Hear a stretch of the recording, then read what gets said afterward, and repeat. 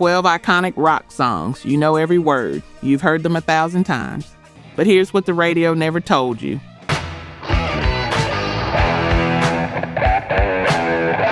None of them were supposed to exist. Not like this. Not with these voices. Not with these bands. These songs were written for someone else. Offered to different artists. Meant for completely different careers. And then something happened. A rejection, a last-minute decision, a producer's hunch, and rock history got rewritten. This is the story of the songs that found new life.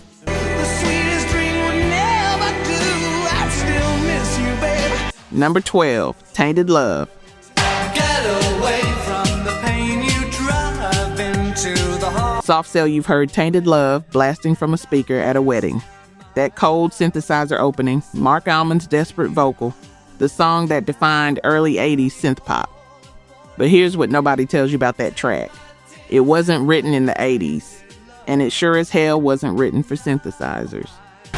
Get away, you don't really want anymore. Gloria Jones, an American soul singer working with producer Ed Cobb, records Tainted Love as the B-side to her single My Bad Boy's Coming Home. It's pure northern soul. Horns, hand claps, breathless energy, and it goes absolutely nowhere. The song doesn't chart. The label moves on. Gloria Jones keeps recording, eventually becomes Mark Bolan's girlfriend, joins T.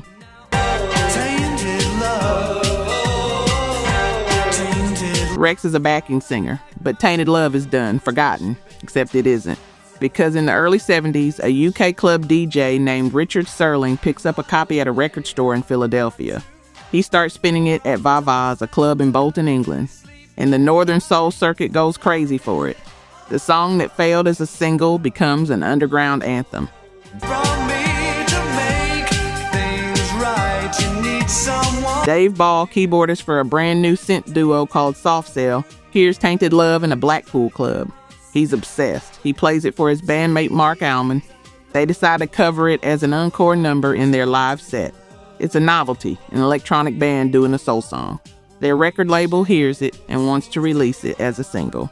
That's not nearly all. Tainted love. The label tells them to add bass, guitar, drums, make it normal. Soft Cell refuses.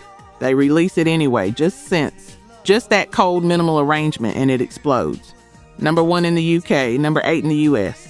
The song spends a record-breaking 43 weeks on the Billboard Hot 100. Gloria Jones' forgotten B-side becomes one of the defining sounds of the decade. And here's the part that gets me. Gloria Jones was driving the car when Mark Bolan died in 1977. The man who produced her second version of Tainted Love, gone, her career never recovered. But 4 years later, her song, the one nobody wanted, became the number 11, All Along the Watchtower. Jimi Hendrix. Bob Dylan writes All Along the Watchtower in 1967. 12 lines, harmonica, acoustic guitar, stark, cryptic, biblical. It's tucked onto his album, John Wesley Harding, and most people barely notice it. Dylan himself later calls it a small song of mine that nobody paid any attention to.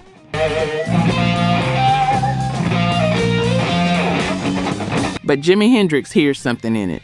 Something Dylan didn't even know was there. January 1968, Olympic Studios in London. Hendrix starts recording. He brings in Dave Mason from Traffic on 12-string guitar. Brian Jones from the Rolling Stones stumbles and drunk, tries to play percussion, falls on the floor. Hendrix records 27 takes. He's obsessed. He strips Dylan's folk arrangement down to its bones, then rebuilds it as something apocalyptic. That opening riff, the wah-soaked guitar solo, the backward tape effects. Mitch Mitchell turning the drum intro around. It's not a cover, it's a complete reimagining.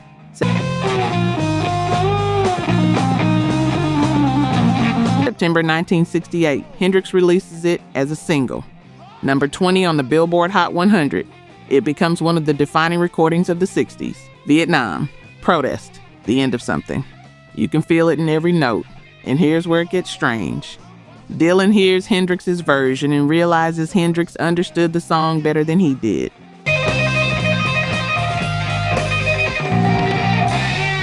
In 1974, when Dylan finally starts touring again after 8 years off the road, he performs All Along the Watchtower. But he plays it Hendrix's way, not his own. He's been doing it that way ever since. Dylan's performed this song live more than 2,000 times. Every single time, it's a tribute to Jimi.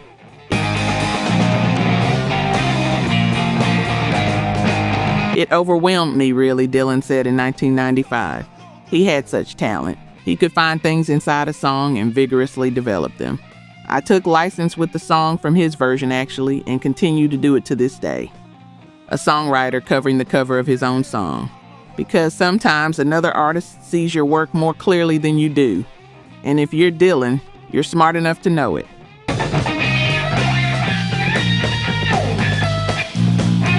Let's look at the numbers. Only 9% of you are actually subscribed. Honestly, that's tough to see. Our team spends days hunting down archives and verifying every single fact just to tell these stories right.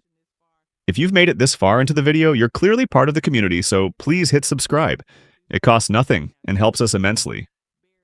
Now, for those already subscribed, very few of you have made the jump to our membership, and that's a hard pill to swallow because you're the ones who know our value best. If this channel has moved you or inspired you, consider joining. It's the price of one coffee, but it's the literal fuel for this channel. Let's keep this alive together. Back to the story.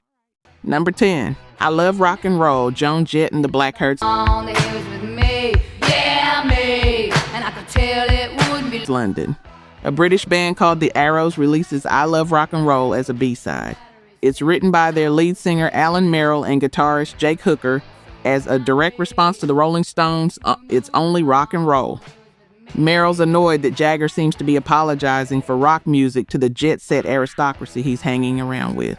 So Merrill writes the opposite. No apologies, just love the on and singing that same old song, yeah, with me, singing. single flops, doesn't chart. The Arrows are feuding with their label. There's a newspaper strike in England, so new songs aren't getting coverage. Bad timing all around. The song dies. But the Arrows get a TV show anyway, 2 full seasons on ITV, 1976-1977. And during one of those episodes, a 17-year-old American girl watches them perform I Love Rock and Roll. Her name is Joan Jett. She's touring the UK with the Runaways. And when she hears that song, she knows that's a hit.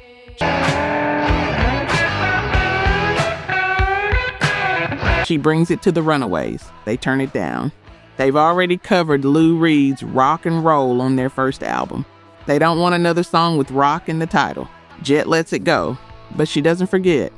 The Runaways break up. Jett's solo career isn't going anywhere. Labels won't sign her. She and her producer Kenny Laguna scrape together money to record an album. They bring in Paul Cook and Steve Jones from the Sex Pistols. They record I Love Rock and Roll as a B-side. It still doesn't catch on.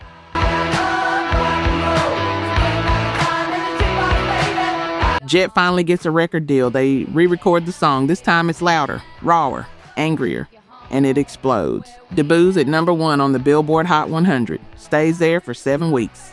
Joan Jett becomes the biggest female rock star in America. The song that the Arrows couldn't get on the radio becomes one of the biggest hits of the 80s.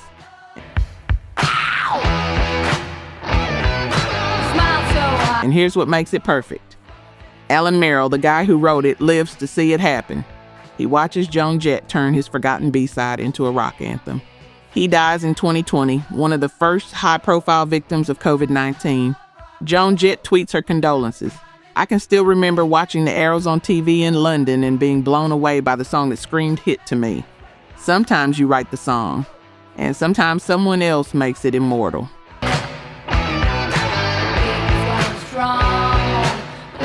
Number 9, Nothing Compares to You, Sinead O'Connor.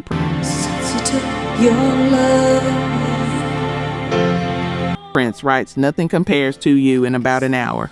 His engineer calls it a sneeze. It just came out. He records it himself. Plays every instrument except the backing vocals. Then he gives it to a side project called The Family, a jazz funk band he's assembled. They release it on their only album. Nobody pays attention. Nothing can stop these lonely tears from falling. Sinead O'Connor's manager plays her a cassette. It's The Family's version. She listens to it once, and she hears something in the lyrics that breaks her. All the flowers that you planted, mama, in the backyard, all died when you went away. Sinead's mother died in a car accident when she was 18. Every time she sings that line, she's talking to her mother. That's not artistic interpretation. That's grief. And sleep all day. She records it with producer Nellie Hooper, strips it down, makes it raw. And when that music video drops, Sinead's face, tears streaming, nothing else, it becomes one of the most powerful moments in music history. Number 1 in 17 countries, number 1 in the US for 4 weeks. One of the biggest songs of the decade. But here's where it gets complicated. Prince doesn't love that she changed his arrangement. At the 1990 MTV Video Music Awards, he tries to get the crowd to boo her. Later, he refuses to let her record any more of his songs. The tension is real. The respect, though, also real. Because Prince knows she didn't just cover his song, she claimed it.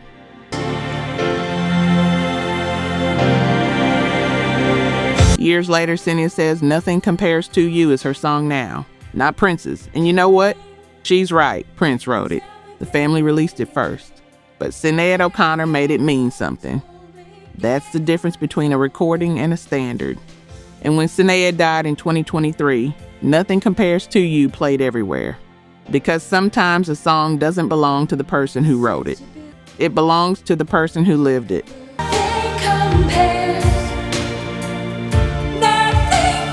Number 8, Manic Monday, The Bangles.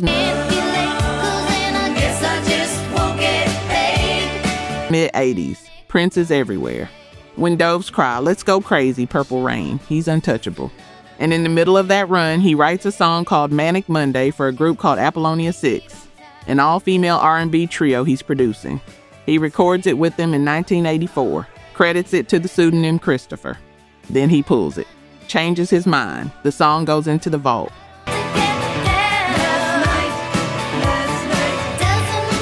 The Bangles released their debut album All Over the Place. Prince hears it, loves the song Hero Takes a Fall, so he shows up at one of their concerts, jumps on stage, plays guitar with them. The band is stunned. And a few weeks later, a demo tape shows up at Sunset Sound Studios where the Bangles are working. 2 songs, one of them is Manic Monday. Prince's demo is fully arranged, drums, bass, synths. Everything. Most bands would have just sung over his tracks. The Bangles refuse. They record the whole thing from scratch. Guitar, harmonies, their own energy. What they call a banglification of a Prince song. It's respectful, but it's theirs.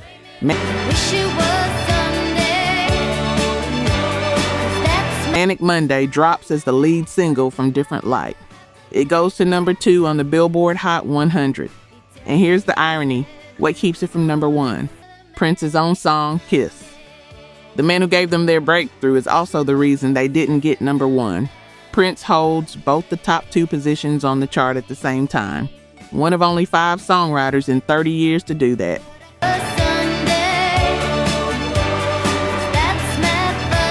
And that cassette demo that Prince left at the studio, Susanna Hoff says she still has it. In a box somewhere. The original version that never saw the light of day. The song Apollonia 6 never got to release. The track that became the Bangles' defining moment. You know that feeling when someone gives you something they made for someone else, and you make it better than they imagined? That's Manic Monday. Prince wrote a hit. The Bangles turned it into a classic.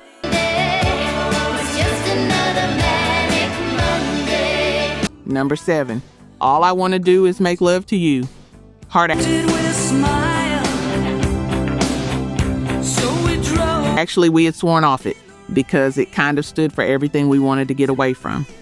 That's Ann Wilson talking about All I Want to Do Is Make Love to You, the song that became Heart's second number 2 hit. And she hated it, still does. But here's how a song a band despises becomes one of their biggest commercial successes.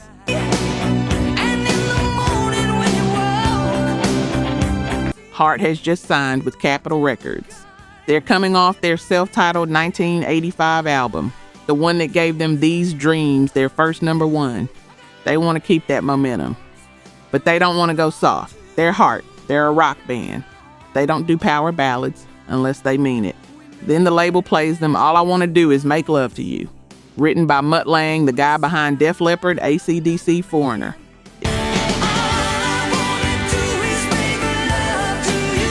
It's slick, glossy, radio ready, and it was originally written for Don Henley. Henley passes. So the label brings it to Heart. Ann Wilson doesn't want to do it. It's not their sound. It's not their story.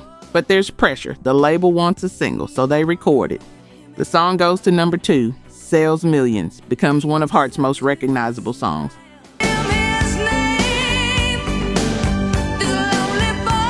And Ann Wilson spends the next 30 years explaining that she doesn't like it. It was a song by Mutt Lange, who we liked, and it was originally written for Don Henley, but there was a lot of pressure on us to do the song at the time. And here's what gets me. Heart is a band fronted by 2 of the greatest female rock vocalists ever. Ann Wilson's voice can level a stadium, but their biggest hit of the 90s, a song written for a man, about a story they didn't connect with, recorded under pressure from a label that wanted a safe bet.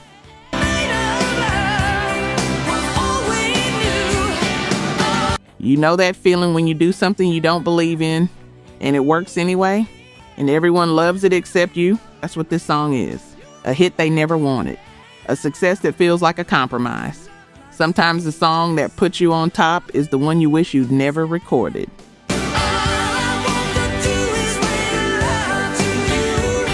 Number 6, These Dreams, Heart's Stevie Nicks is at the peak of her solo career. Edge of 17, Stand Back. She's touring with Fleetwood Mac. She's everywhere. Bernie Taupin and Martin Page write a song specifically for her. It's called These Dreams. It's perfect for her voice, her vibe, her aesthetic. They bring it to her, she passes. Why? Because she already has a song called Dreams. The title's too similar. She doesn't need it. So the song sits there, waiting. The sweetest song is silence that I've ever heard. Heart, meanwhile, has just signed with Capitol Records. After years on smaller labels, they're getting a major push, but they need a hit. A song that'll break them back into the mainstream after their early 80s slump. Capitol's A&R team brings them These Dreams. Ann Wilson hears it, and she knows this is the one.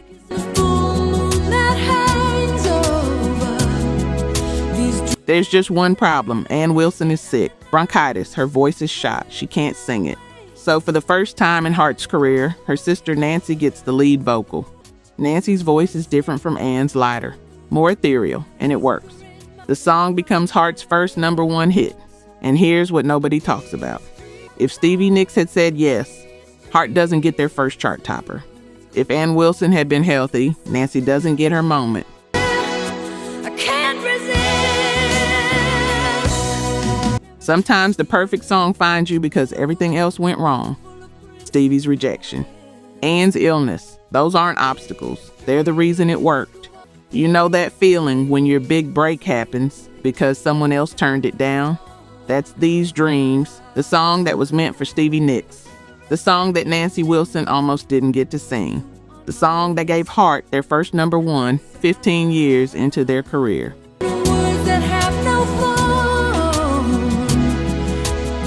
Number 5, Because the Night, Patti Smith. Bruce Springsteen is holed up in a studio working on Darkness on the Edge of Town. He's writing nonstop, dozens of songs, most of them dark, restless, intense.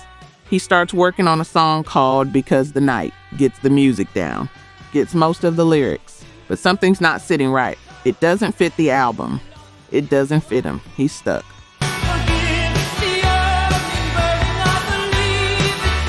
Meanwhile, producer Jimmy Iovine is bouncing between 2 sessions. During the day, he's producer Springsteen. At night, he's working with Patti Smith on her album Easter. 2 completely different artists, 2 completely different sounds, and Iovan's hearing something. He brings Because the Night to Patti Smith, plays her Springsteen's demo. She listens once, and she hears what Springsteen couldn't hear. Here in our bed until the morning comes. The song isn't about darkness. It's about desire. It's about longing. It's about bodies and release in the night as refuge. She rewrites the lyrics, makes it hers, records it. Because the Night becomes Patti Smith's biggest hit. Number 13 on the Billboard Hot 100, her only top 20 single ever. And it's not really a Patti Smith song. It's not really a Bruce Springsteen song. It's something in between. A collaboration that happened because Ivan saw what neither artist could see. The song needed a different voice.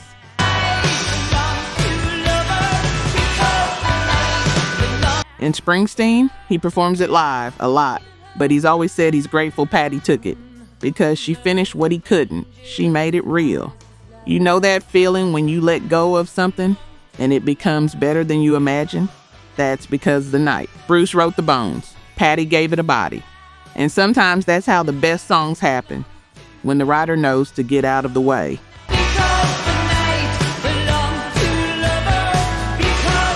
Number 4, Hungry Heart, Bruce Springsteen.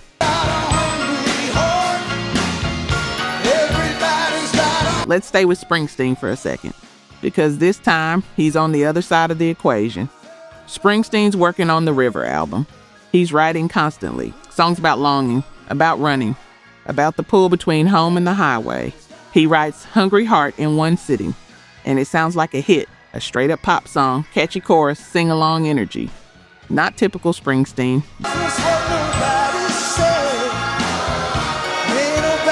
Joey Ramone approaches him at a show, asks if he'd write something for the Ramones. Springsteen says yes, and Hungry Heart is the song. It's perfect for them. Up-tempo, simple, direct. Springsteen's about to hand it over. Then his manager, John Landau, steps in. You always give away your pop songs, Landau tells him. You keep the dark stuff. You keep the slow stuff. You give away anything with a hook. Stop doing that.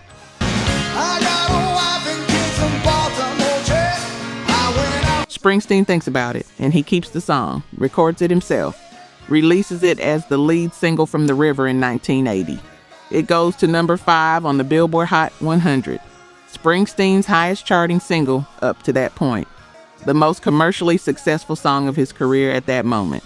And the Ramones, they never get their Springsteen song. Joey Ramone later said he wished they'd recorded it.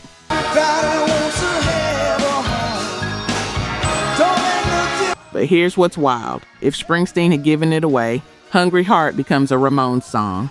Fast, loud, short, and we never get the version we know, that driving beat, that aching vocal, that desperate chorus. Everybody needs a place to rest. Everybody wants to have a home.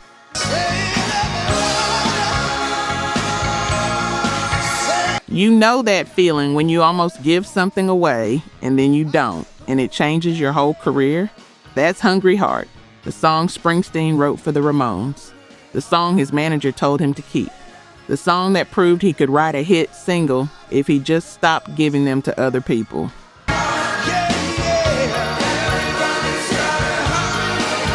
Number 3, Hard Luck Woman, Kiss. Paul Stanley loves Rod Stewart, not just respects him, loves him. Maggie May, You Wear It Well, that raspy bluesy voice, that mix of rock and sentimentality. Stanley wants to write something for Rod. So in 1976, during the sessions for Rock and Roll Over, he writes Hard Luck Woman. He's not subtle about it. He structures the song like a Rod Stewart track, uses a 12-string acoustic guitar, writes it for that specific raspy vocal, he demos it, and he's about to send it to Rod Stewart's camp.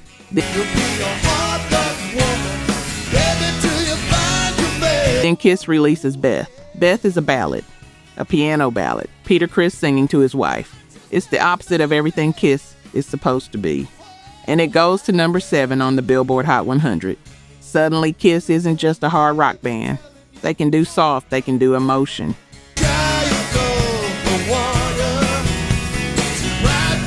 Radio stations that never played Kiss are playing Beth. Moms are requesting it. So when Stanley plays Hard Luck Woman for the band, they realize something. This song works as a follow-up to Beth. Peter Criss can sing it. It's got that raspy vocal. It's got that sensitivity. And if they keep it for themselves instead of giving it to Rod Stewart, they've got their second ballad hit. Peter Criss hears Stanley's demo and says, "Hey fucko, how about me? Fuck Rod Stewart. I'll sing the shit out of it." Stanley pushes him to sound like Rod. Criss pushes back. "Let me do it my way. I'm not Rod Stewart, Paul."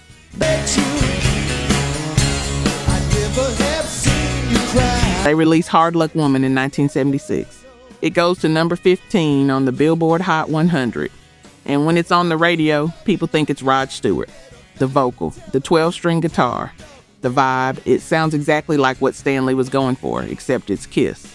And here's what's perfect. Rod Stewart never hears it until years later. Stanley wrote him a song, meant it for him, then kept it, and turned Kiss into a band that could do ballads. That's not a betrayal. That's recognizing your moment.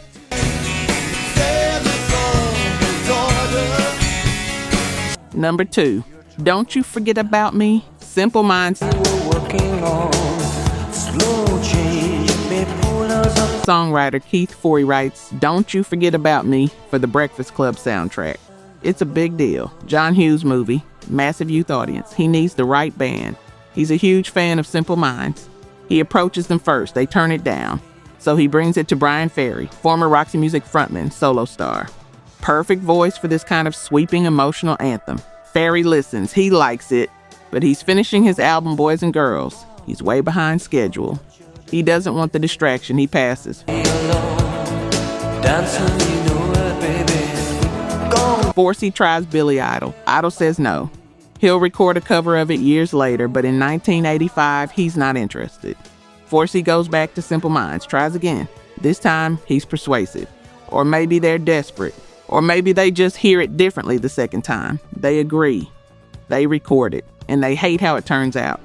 Jim Kerr, the lead singer, later says they thought it was too commercial, too slick. Not them.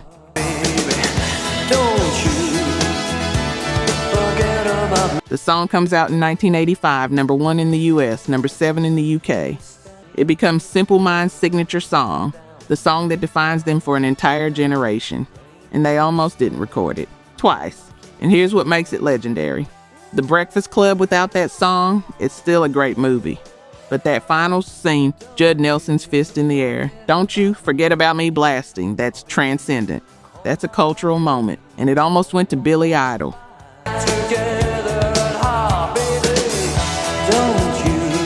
You know that feeling when you take a job you don't want and it becomes the thing you're known for? That's this song. Simple Minds didn't want it. Brian Ferry didn't have time for it. Billy Idol didn't see it. But when Simple Minds finally recorded it, they created one of the defining songs of the 80s. Sometimes your biggest hit is the one you said no to the first time.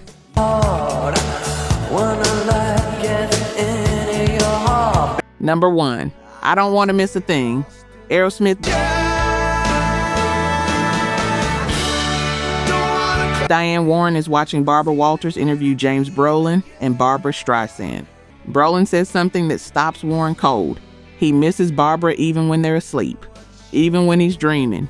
Warren writes down 4 words. I don't want to miss a thing. She goes home, writes the song in one sitting, and when she's done, she knows she's got something. A power ballad. A love song so intense it borders on obsession.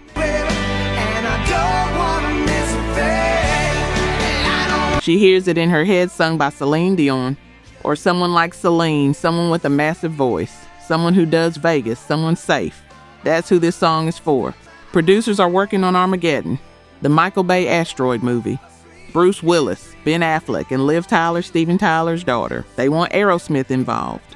4 songs, but they also want a ballad, something with heart, something that'll make the movie feel human.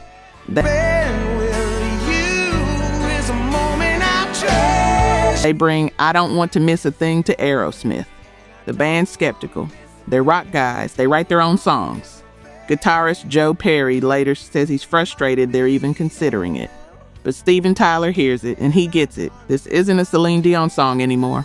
It's a dad singing to his daughter. It's a man who doesn't want to miss a moment. It's real. They record it with a 52-piece orchestra. Tyler's voice pushing into that upper register.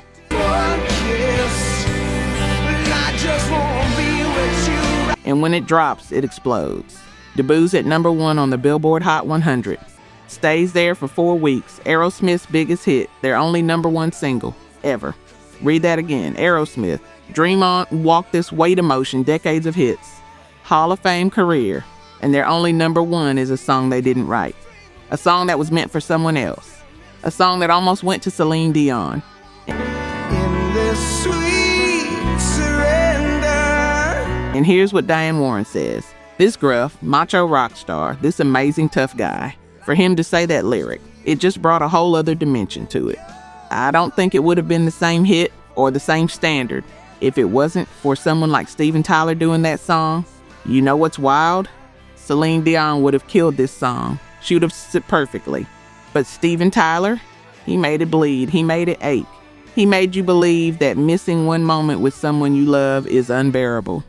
That's not technique, that's life. See, yeah, then I kiss your eyes.